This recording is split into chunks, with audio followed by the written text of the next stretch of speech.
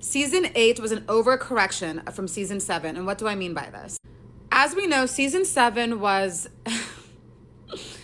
it was a choice. It was full of influencers that came here for one thing and one thing only, and that was fame and clout. We all know that. They didn't have any interest in cultivating a long-term relationship, which is why the retention rate, which is why the longevity of the relationships was 0 to nothing. Literally the only one standing, not even a full year after the show, was Nick and Andrea. It's only really been a year, and in most seasons, these couples last a little bit longer than that. At least more than one couple lasts longer than a year. I've watched the Love Island franchise for years. And to have literally every single couple besides Nick and Andrea break up in less than a year, why? Because all of them were rooted in surface level connection, which is why Casa was a complete flop last year. So the producers overcorrected. They got real people with real jobs, authentic personalities to come onto the show and form real deep connections. And I know it could be frustrating for the producers because last year we complained about how there was no deep connections. It was getting so boring because everyone was too freaked out and nobody had any real connections. So therefore Casa was boring, Casa was meaningless, etc.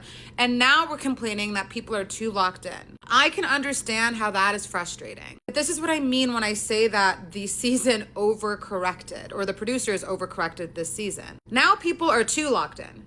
We went from getting complete disconnected, I don't want to say anything too degrading, but you know what I mean, to married couples, 2-3 weeks in. No in between. Like season 6 was like the perfect mix of the two. It was the perfect, you can't replicate season 6. But if you ask me, I much rather have a cast that's too locked in too early. Am I happy with it? No. Do I think it's pointless because every single couple except for Brinity is rooted in physical intimacy and lust? Yeah. But this is what makes movie night and Casa not only possible but undeniably more fun to watch. I would only get pissed, and hear me out here, I would only get pissed if Casa was a flop on both ends. But guess what? It's not going to be a flop because we know damn well that these men are going to fumble so bad. Because think about it this way, season 6 was only so good during Casa because the really, really strong couples, they failed Casa. The whole crash out with Cordell and Serena was only possible because Cordell and Serena were locked, essentially almost close to locked in. The iconic scene between Janae and Kenny was only possible because Janae and Kenny were like this before Casa. I think a lot of us are forgetting that there were a lot of couples in season 6 prior to Casa that were very locked in, which made Casa that much more entertaining, which made movie night that much more entertaining. So I understand a lot of people are frustrated with season 8. I get it. But to me, I much rather have a cast that's like this going into Casa than having a cast that was like season 7, because to me, that was a flop and that was meaningless. The perfect season are couples that get tested here and there.